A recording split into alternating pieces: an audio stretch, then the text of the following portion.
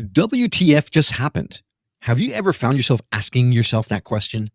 Well, today's guest has. In fact, she does that on a regular basis while diving into evidence of the afterlife and psychic mediums as an atheist. If you're one of those that questions the validity behind life after death claims being thrown around in our space all the time, then this is the show for you. Because once she started looking into all the evidence, as an atheist, mind you, she says that she was blown away. You don't want to miss this one. Welcome to the Skeptic Metaphysicians. My name is Will. And I'm Karen. And unlike Mulder and Scully, we both want to believe. So we've embarked on a journey of discovery. We've talked to people deeply entrenched in the spiritual and metaphysical world. We've thrown ourselves into weird and wonderful experiences. I even joined a coven of witches. And wait, you joined a coven? Yep, all in the interest of finding something. Anything. That will prove that there's something beyond this physical, three-dimensional world we all live in. This is the Skeptic Metaphysicians.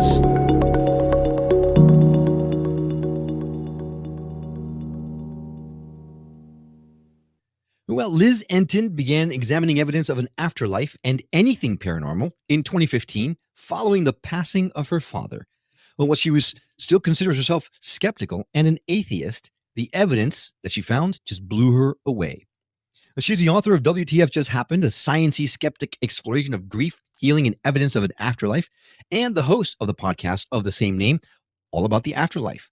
No woo on that show, folks, just plain talk, which you know I love. Obviously, you've noticed that I am without Karen today. Sadly, she had a family obligation to attend to, so it's just me, but I am super well accompanied by Elizabeth Entin. Elizabeth, thank you so much for coming on the show. Thank you so much for having me. I'm really excited to talk with you today. Me too, because what you talk about is right up my alley. First and foremost, I know that you say that you are an atheist, right? So let's set the table. By atheist, you mean you don't believe in anything, or can you quantify that for me? Sure. I guess when I say atheist, I think of atheist as believing in God and religion. And I've never seen any evidence of God. And I don't think God has anything to do with an afterlife. I think the two are completely separate. And I think the alignment that so many people have, to me, I respect it. But from a factual perspective, it doesn't make any sense. I'm really curious to hear how you put the two together, because like this space that we're in, the spiritual world that we're both in, it's really tied, talks a lot about the afterlife, but it talks a lot about God or the universe or energies or whatever it is. So you don't think there's correct me if I'm wrong, you don't think that there's a white guy in a robe sitting on a throne in heaven, right? So I would find that probably the least likely explanation of everything that could happen. Am I going to say factually? But to me, I can't think of anything less likely. All right. So then what, and I'm sorry, we're deviating a little bit, but then what is your thought? Like what is God for you, if anything? Nothing. I mean, I have researched a lot of the studies done on afterlife, survival of consciousness, non-local consciousness. And I just don't see how I think it's more of a physics-based answer that in some form that we don't know yet, similar probably to how the cloud works, ideally something along the lines of the Large Hadron Collider, significantly more advanced, will be able to figure out what the substance is, but that our consciousness is not created by brain, but downloaded by a brain and continues in some form that is much more answered by particle physics than some singular moral consciousness that somewhat resembles a human that, according to religion, has questionable morals anyway, and that created all this. It just seems just irrelevant to the topic. And there's just a ton of data that our consciousness is non-local and downloaded. And to me, that question has nothing to do with, is there one singular huge consciousness that created it? So it's just... Okay, so really I didn't mean to make this into a conversation about religion or anything like that, or the meaning of God, but the question has to be asked. Do you then, some people believe that maybe we are all parts of God, right? I don't want to hesitate to use that word in your presence, and when we die, when we pass on, we reconnect, we become one once again. So then my question would be, first, two questions. One, is that your thought process? And if so, then what is it that we join up with? Okay, so first, no, my thought process is not that at all. Okay. It was just, I'd go into my original thought that even got me down this path, obviously, aside from grief, was at this point, I thought consciousness was created by our brain neurons. And this will lead into answering your question. No worries. So if that happened once to create a me or to create my dad, why could it not happen again? Not necessarily me again, not related to karma, but just another set of brain neurons coincidentally creating another human, and it would get to be something I would experience, not as Liz, but just being somebody else, as if you guys have the experience of being another person. And to me, the only other thought I thought was possible at that point was complete obliteration. So even though I wouldn't have any memories of my life, it was better than never having an experience of consciousness again. Part two of my thought was, is there any possibility in any way, shape, or form that some of the memories have carried over? So I Googled that. I found researchers at the University of Virginia, Dr. Jim Tucker, and his mentor, who's since passed away, Dr. Ian Stevenson, factually studying cases of kids with past life memories and getting accurate results after matching up with data. So my whole approach afterwards, I found Winbridge with Dr. Julie Beischel, more researchers at the University of Virginia, such as Dr. Bruce Grayson, who studied near-death experiences, and Dr. Ed Kelly and Dr. Emily Kelly, who also studies mediumship, and significantly others. So I just came from it, not is there a God, but is there any data that shows that in some way, shape, or form, we can get information, mediums can get information that's factual and accurate that they could not know by normal means, such as Googling, cold reading? And if so, if all of this is happening from accurate medium readings, cases of kids with past life memories that check out, near-death experiences, this stuff and occurrences and results are absolutely not explicable if our consciousness is created by brain neurons. And when we die, that's it. So what answers does that leave? And this data there's no answer in the explanation of consciousness created by a brain that could explain for this. I sincerely hope it's survival of consciousness. I think that's the most likely explanation. And where is it we go? I don't know. I wish I knew. Mediums will say it's just this place of complete love. I don't like the word belief, because none of this is based on belief. It's based on actual data and some personal experiences I've had, such as getting medium readings, as well as some other weird things. But we'll talk about all those, but go ahead. Oh, yeah. This is just pure data. So I don't like to have belief in anything. I'm sure I'm human. We all have beliefs. It's impossible to say I don't carry beliefs, but I try not to. And so where do we go? So maybe this is my coming in with a little bit of belief. Mediums say that when we pass away, it's all love, and then we come here to learn. I have a hard time believing that in this other dimension, it's all perfect, pure love with the conflict we have here. So I'm guessing they might experience it that way, if I could guess. And again, this isn't data. This is now, I am going a little into the belief realm, but my guess is they experience that, or people experience near-death experiences as all love because, like, let's say you've been traveling for a month and haven't talked to your parents or your spouse, and you reach them, you're able to call them, and you're like, oh my God, I love you so much. You're not arguing over stupid things or irritated with each other. Or you come back from I'm thinking about like the first time you go to college and you come home and see your parents, like that first day, and I'm sure there are exceptions, but overall, that first day you just feel so like the warmth and love. So near-death experiences is the very first moment of crossing over. So that's my guess. I can totally see and hear the scientist skeptic still hiding under your words. And yet you're trying to, in your mind, make things make sense from a pragmatic point of view. And I love that, because that's been me the entire time. Up until, the show has changed some things for me. Let's just put it that way. But what I find interesting is that there's a thought that there's no way that science can explain some of these things, because our scientific instruments stop just short of being able to measure into this other realm that we apparently go to once we pass over. So really, there's no way to truly know what's out there without actually experiencing it ourselves. And yet it seems that a lot of us who are pragmatic in mindset and scientific and skeptical, we tend to try to still wrap it around some form of scientific explanation for something that may or may not have a scientific basis. To talk specifically about your love comment, that makes perfect sense, right? As you come back from a long trip and also you see your family for the first time, and oh my God, you're reminded of how much you miss them and how much you love them. And then maybe that passes, maybe it doesn't. Most of the time it passes a little bit, right? The intensity is not as strong. But then there's another school of thought that says that we are love. That is our true nature. We are love. So when we pass over, we're actually becoming who we truly are, which is love. At which point then might we experience complete love with abandon while we're out there? I would think it would get boring. I do think, in one sense, and again, this is more getting into philosophy than evidence, I do think we are in essence love, in the sense that's when we thrive.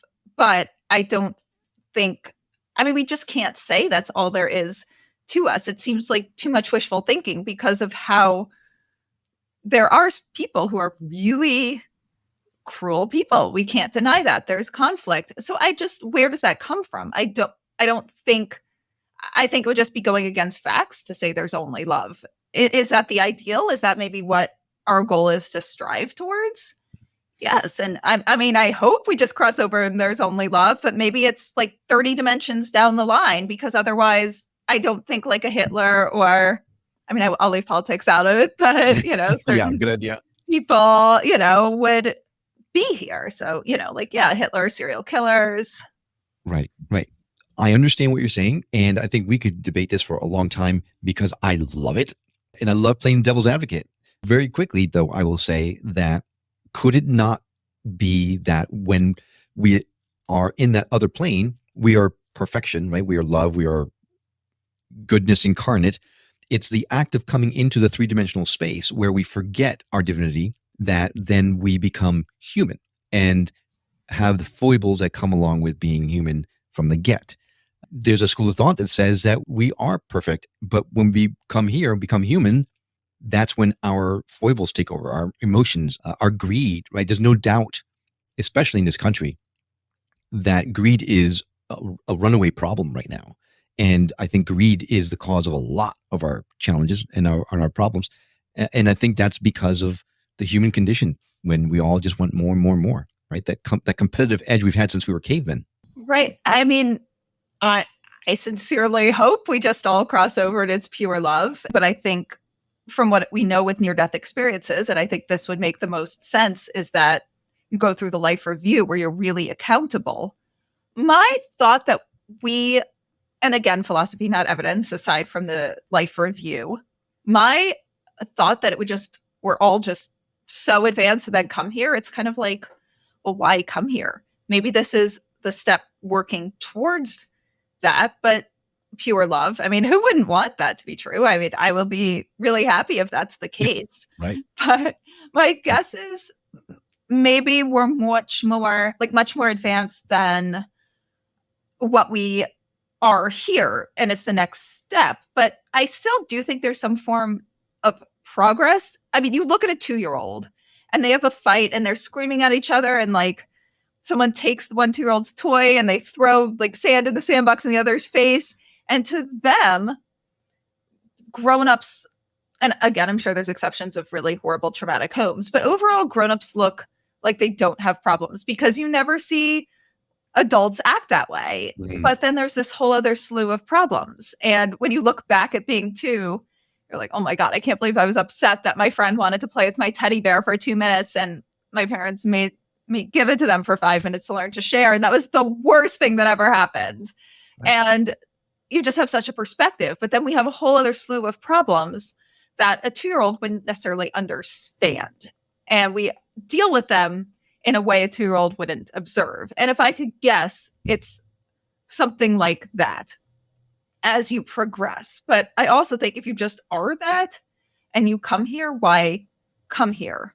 Although I definitely don't think it's like, I think evil is more complex than just evil, but I do think there are evil energies probably Mm. I don't know, but I have a hard time believing it's just love and then only just human that makes some things horrible. I think we have to look at the facts that there is a lot of horrible and a lot of good, and both are true. And what is the source? We don't know yet, but I do think we have an innate drive to move towards love and good. I mean, feeling anger and hatred, and it's a horrible feeling. We don't, but I mean, this is such a complicated philosophy. This is all just kind of playing with ideas. I can't say absolutely. I know any of this. And that's really what we're doing here, right? I love the debate. Over dinner, over coffee, over a drink, trying to be devil's advocate and trying to look at it in a philosophical point of view from different perspectives. This is all great. But I do want to talk specifically about you and how you got into this space, because the death of a loved one is always incredibly traumatic, and some people handle it in different ways. You ran in the direction of, is there life after death? Because I assume you wanted to make contact in some way, where others might have just, oh, well, he's gone and moved on to life. You dove into it in a very sincere way. So I want to hear about that before we move forward. Yeah, there's two tiers, I think, to that. First, just the innate, like, shattering grief and just that moment of desperation. Actually, even before I thought of and found the research of Dr. Jim Tucker, my immediate thought was, is there a way to turn back time? Since I started reading about Einstein's theory of time relativity, and so much of science fiction has ended up coming true. Is there some scientific way to turn back time? And, one day in like 5,000 years, someone will know to go back and get my dad at this day when medicine is significantly better. And so that was just the very first thought. I didn't necessarily think it was practical, but it was sort of the only place I knew to go to. Sure. And so from there, I was so fascinated by what I discovered about the relativity of time, and just our universe is all significantly different than we perceive. And then finding the research of Dr. Jim Tucker, and it became a combination of this desperation to see my dad again and not just think he was obliterated, facing my own mortality and other one's mortality, and just this mind-blown fascination. Like, if you have never, ever thought something like an afterlife was possible, aside from, I guess, when I was very little, like my parents told me some like cute story of heaven, and I was a little older, and they're like, oh yeah, that was like, you can think of that like Santa Claus and the Easter Bunny pretty much, that was obviously what you tell a child about death. And just, it was both, if this was to be true, this was the most remarkable thing I could imagine in terms of happiness. It would be unfathomable, and it just, some existential dread would change. And scientifically, just the most fascinating thing. Like, think about when you're a child and you have, I guess, this fantasy of finding a hidden door to a whole new secret world. It's like, this is existing. This is the most amazing scientific breakthrough. The only thing that I could imagine equating that would be opening a door and walking into a room and seeing colors I'd never seen before, or finding out you can space travel to a new galaxy with different species, not even our solar system, like a whole new galaxy. And just, it had that level of fascination, as well as, a realistic hope. I could see my dad and could continue living myself. So that was what just propelled me. And I can go more into what I learned and experienced if you'd like. Yeah, no, we're definitely going to do that. Just to clarify, your dad passed away from medical complications? Yes. Yeah, he had a stroke. Gotcha. Yep. When you mentioned someone traveling back in time and getting the medicine that he needed to make himself better, I wanted to clarify that. I assumed that the way that you researched whether there was life after death was by reaching out to psychic mediums and things like that to see if you can make contact. Were you able, let's just jump to the spoiler, were you able to make contact with your dad? I'm pretty sure I did, yes. And well, there you go. Yeah, after doing the research, it took me reading multiple studies and books and up to quintuple blinded studies on mediumship, and taking some classes at the Rhine Education Center, and all this logical science, and reading it before I was like, maybe this might sound crazy, but maybe I'll go get a medium reading. And go to some medium workshops. And my very first reading, she knew stuff she could not have known. And I hide my identity. I wasn't like, hi, I'm Elizabeth Entin. Here's my credit card. Here's my email and phone number. Like, here's my birth date. yes, exactly. I'm like, you're getting none of that. And she was amazing. And I was like, what the fuck? Like, I just saw someone in front of my face defy the laws of the universe. It was like I had chills. She brought in my dad, my grandma, my cat.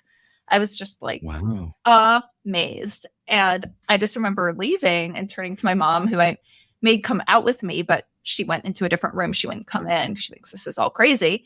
But I just turned to her and I was like, oh my God, I think this is real.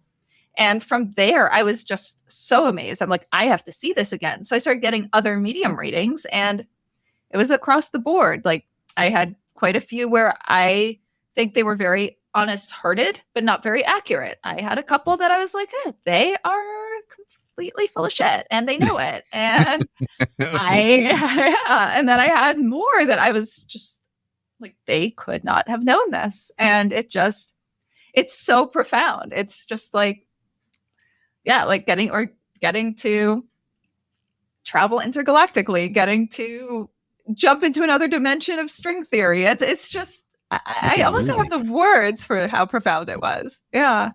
Now, have you had any experience with the organization that studies near-death experiences? Oh, yeah. I've read a lot. I've gone to some of their Zoom talks, especially when we were all in quarantine. I think really highly of them. Great.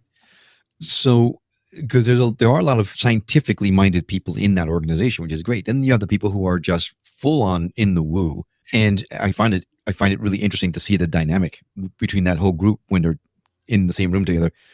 But how long did it take from the time that your father passed, when you started looking into this in earnest, to the moment you got your psychic medium reading that went and changed your whole world? How long was that you researched? Let's see.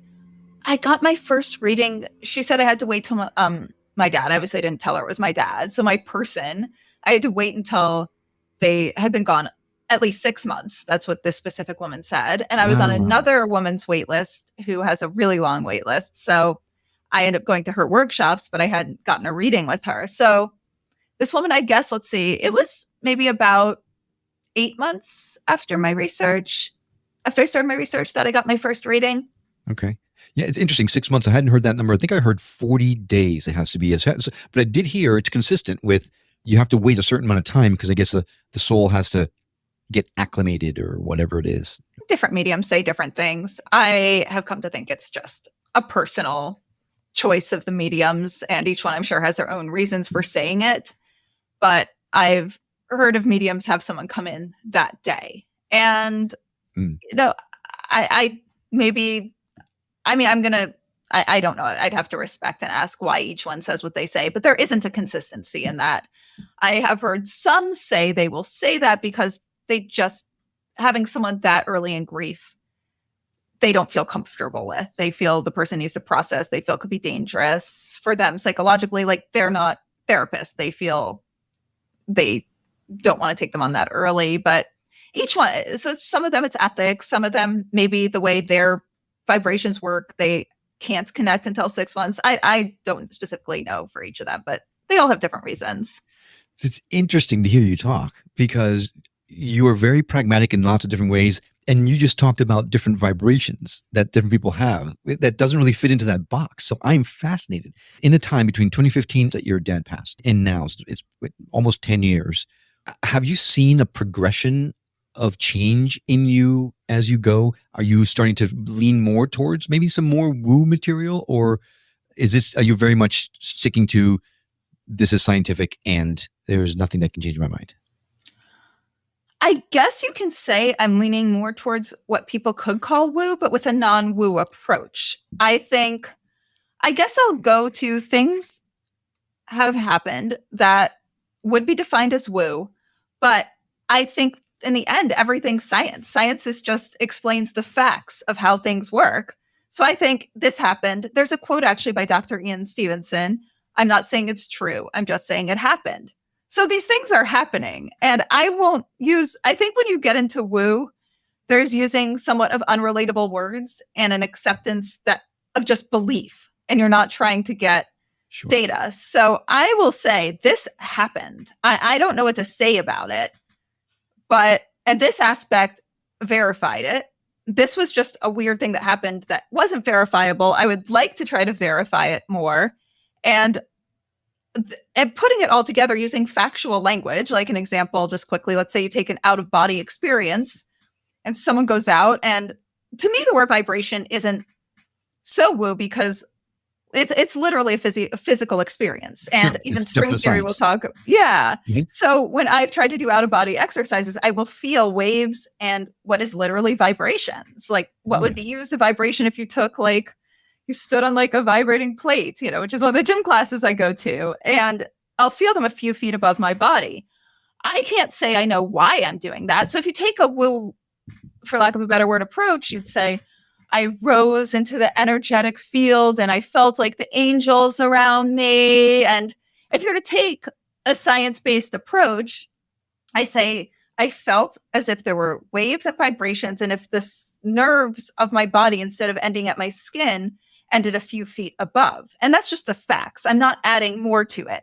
So what's Sure. the next step? The next step is to try to get better and see if I can go verify something. If it really is out of body, can I actually start to get senses and physiological senses like eyesight and smell? And some people have, and they report back then with facts that they were able to verify. So that is the next step. So I just try to report only the facts and not draw conclusions beyond what I can get from actual facts. Sure. Makes perfect sense. So I got to ask the question, have you yourself been able to leave your body?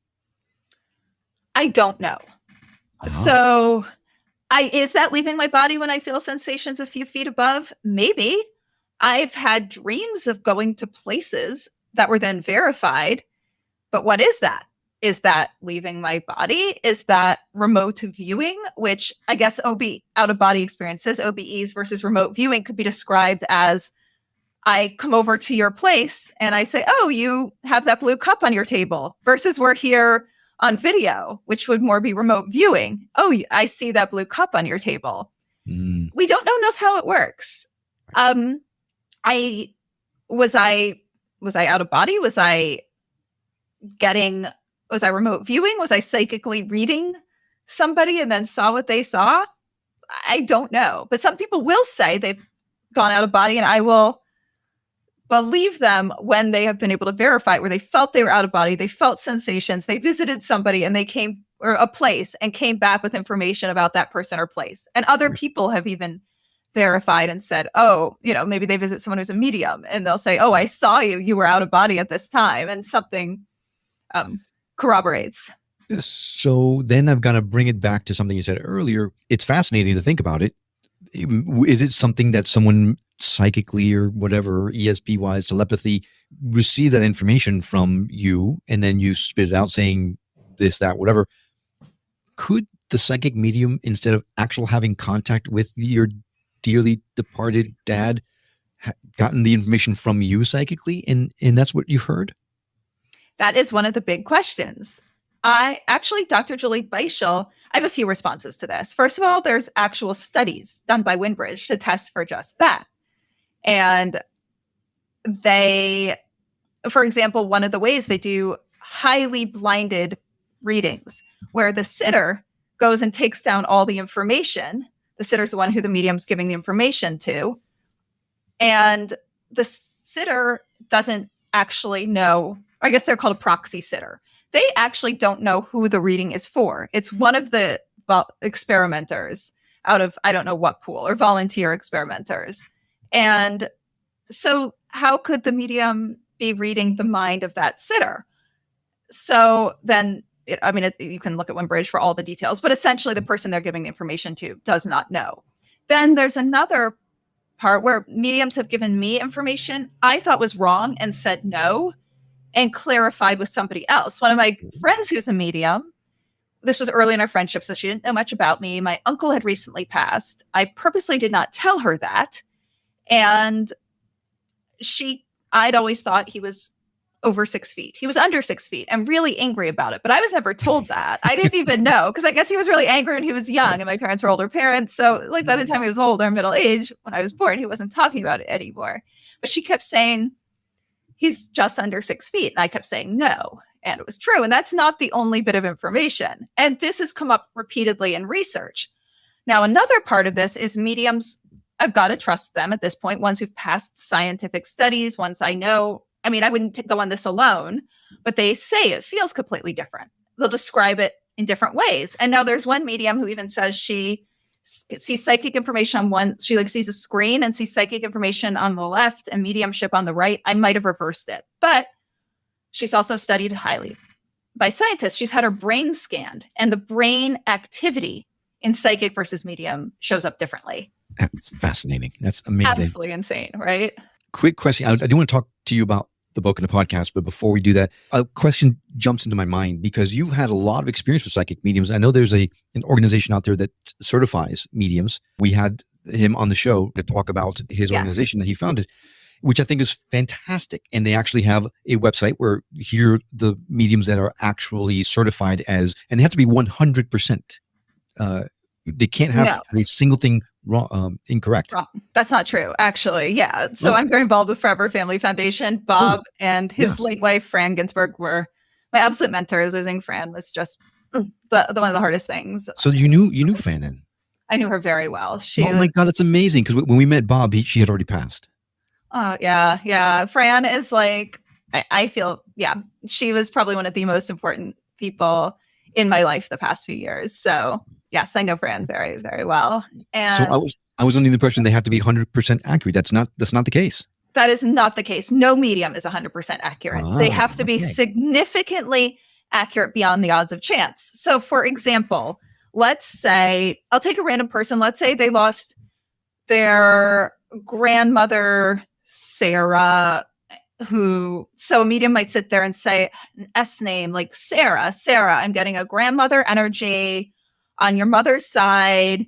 She died at 70. She was a high school teacher, had 2 children, and she rode horses. And that's really significant. Let's say she was not a high school teacher and that was wrong. Let's say she did not ride horses, but the rest is really impressive. So that would still be a medium who passed. Okay. And well, then I apologize to all those psychic mediums who I called a fraud in my mind when they were wrong with one thing. So sorry about that. Right. But if they're getting most wrong, or if mediums are getting everything right, but it's general, like you have a 30-year-old sitting in front of you and you're like, you've had a lot of loss. Like you don't have any living great-grandparents. Am I right? And, I see that your great-grandmother, they sort of were in like that traditional role, and your great-grandfather was too, like the male, female, and they had a lot of children. Like there's things that just can be very general, generation-based. And some of those mediums might be frauds. They might be really genuine hearted and just get very general information and maybe just haven't pushed themselves to be evidential because maybe their clients haven't required it, or maybe they're just, things are popping. Like I've taken mediumship classes and I have sat with people and given them readings, and information is coming into my head that's really logical because I'm doing the assignment. I'm told to say what comes into my head, and I know it's coming logically, and I'm trying to be right to do the assignment because I'm there. And the person, depending who, some are either maybe they're very believing, or I'm in the class with them and they're trying to be respectful and they're like, no, you're good, you're getting everything right. I'm like, right, but of course I am, because there's just certain things any person can deduce. Right. Sure. So then do you think that the only way to make sure you don't get swindled by a psychic medium who's just full of shit is to just not give them any information at all, to be a complete blank slate? Or are there other ways that you can make sure that that doesn't happen to you? I think it's a fine line. In the beginning, I was just like, give nothing. I think it's a fine line. I think take protocols, hide your identity as much as you can. And when you're sitting there, I mean, you have to let them lead a little bit, but you can afterwards be like, oh, that was like bullshit. But I think if they come in and the first thing they say it really it is a fine line, because I did it too much of like not say anything in the beginning. And scientific studies, like again, if you read like the research studies, like Dr. Julie Beischel, you literally give nothing.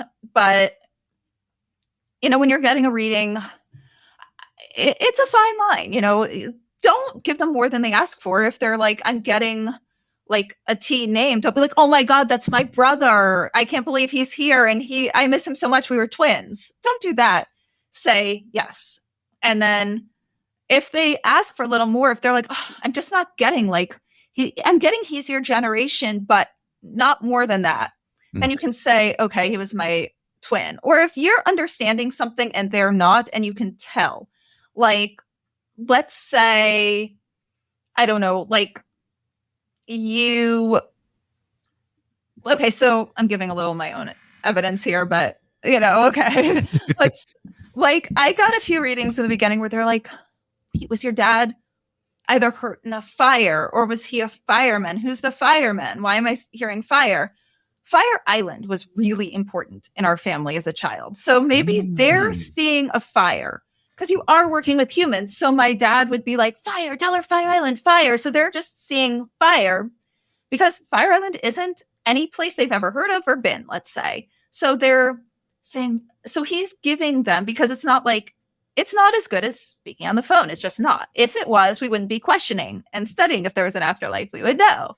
Right. So if you just sit there and are so literal that you say no, then you're not going to get more. But if you say, in that situation, I would say, yeah, there's something, I'd be like, not exactly, but fire makes sense. Can you give me a little more? And if they're like, oh, I can't, can you give me some more? Then and then I'd say Fire Island is where I went in the summers. And maybe suddenly they're like, oh my God, yes, that's it. That feels right. And I believe they say that feels right because they're certified by Forever Family or Windbridge. And they got quite a bit of information. Like they got the letter of my dad. They don't always get the name. Sometimes they do. They got like aspects of his personality and hobbies and work. So I'm like, okay, I already trust them. Right. And so then if I say, yes, it was Fire Island, my reading's going to be that much better, because they're like, oh, that makes so much sense. Let's see if we can go further with that. And maybe they get a specific memory from that. I think if you're not doing what I'm doing, where it's really about research, and you go to a medium and they're not getting accurate information and they're trying to ask you a lot of questions, because I've experienced this and it's clear they're fishing, I will start to let them lead and go along with it, because it helps my research.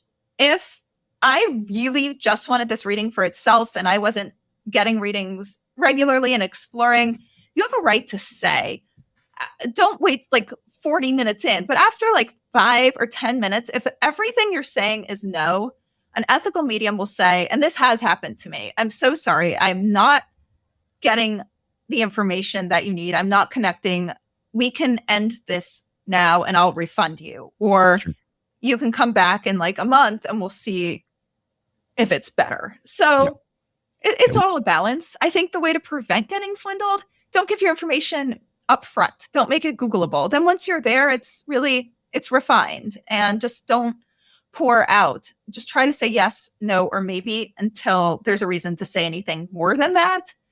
And then this is just one of the things. I mean, some people might just be like, well, obviously, but nevertheless, people, when you're in grief or trauma, your brains don't work the same way. So it is absolutely not on you if this has happened to you in any way. But some mediums, which had happened to me, told me I had like bad energy around me, and she sold $300 candles that would cure it. Anyone who tries to upsell, do not. That doesn't mean if you're like, oh, I would love to try a psychic reading again, then, or another reading or something. Yeah, you're going to have to pay for another service, but they don't try to sell up any upsell. Yeah, you have a curse on your family and I can lift it for $500. Yeah. Exactly.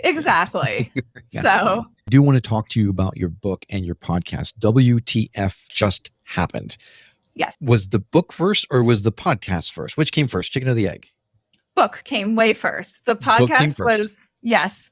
The podcast was one of those, I'm lonely and alone in my room and isolated over quarantine. I want to talk to more people. Let me just try a podcast. It'll be fun. And then it was so much more fun than I expected. And I taught myself podcast editing. It was just ended up being an addition, but now something I definitely want to stick with. We've talked all this time about afterlife and psychic mediums. Is that what your show and your book is about, or does it dive a little bit more into other things? So my book, it's another one's going to be coming out some point, and it soon-ish. So my book, which I'll explain why I said that. So my book starts with from when my father first got really sick to about maybe like 2 to 3 years after, and all the research I had done and my experiences then. It doesn't start with mediums. It starts with like the research of Dr. Jim Tucker, and it starts with kind of how I'm like, oh my God, what the fuck? Like there actually seems to be some evidence, but there has to be a catch. And it starts with how I keep going further and further with this, and then start meeting the people. And then, so much has happened since the book ended. So much. Like this is just, when I first start meeting the people, and now I've gotten to know them really well and have participated with them in experiments and done so much more. And that's what I'm going to go into next. So this is just the whole journey, what the fuck just happened, of how I went from thinking there was zero chance of an afterlife to all these very logical reasons to why I completely changed my mind. And it's actually like light and funny and talks about like all the awkward things that happened along the way. Like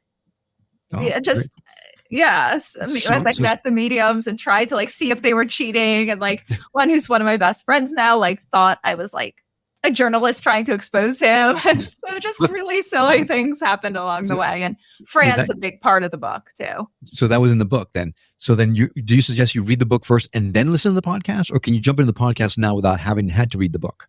You can jump into the podcast. So the podcast is a variety. It's psychic mediums. I have it's parapsychologists like Lloyd Arbach. It's a few people who've had personal experiences who verify it. It's near-death researchers. It's I have someone who's an animal communicator. Yeah, so just it's across the board. I even have someone. The episode hasn't come out yet, but I'm going to have ones on out of body. I'm going to have ones on remote viewing. I'm going to have a skeptic who's like a professional skeptic who doesn't think any of this is true, and we just get into a really interesting conversation. And that's actually one of my favorite episodes. It's not ready yet, but it's just really interesting. It sounds fascinating. I can't believe that the time has flown so fast. If someone wanted to listen to your show or reach out to you, we're going to add for sure those links in our show notes. But what's the best way for someone to reach you if they are so inclined? You can go to my website, which is wtfjusthappened.net, because that links to everything. You can link to my email. You can link to Amazon, where you can buy my book. You can link to all the places that you can listen to my podcast. We're on all the usual places. You can find me on my social media, like Instagram and TikTok. A lot of people reach out to me on Instagram. You can email me, and all that's right on my website for you to find. Perfect. That's awesome. This has been so much fun. We're definitely going to add those links. I'm going to connect with you offline, because any friend of Bob's is a friend of mine for sure. Thank you so much.